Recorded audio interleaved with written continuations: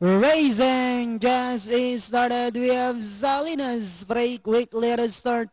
Open class La Dulce Vita Promise. Janet Lin Jaiho while Dragon May is the early trailer and going along for the first turn. Salinas alongside comes La Dulce Vita. Open class comes next Janet Lin. Dragon May and on the outside Jaiho while Promise is racing and last back to the leader. We have La Dolce Vita, Salinas in second. Open class is racing in third. Janet Lin comes next.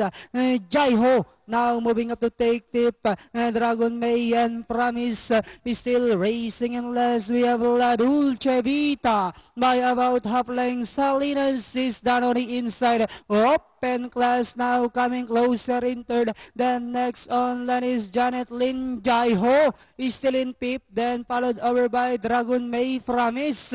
Last 400 meters of the race. We have Salinas, Open class, La Dolce Vita, Jaiho now moving up for the outside as they swing for home. Salinas, Open class, Jaiho now racing in third with about 150 meters more to run.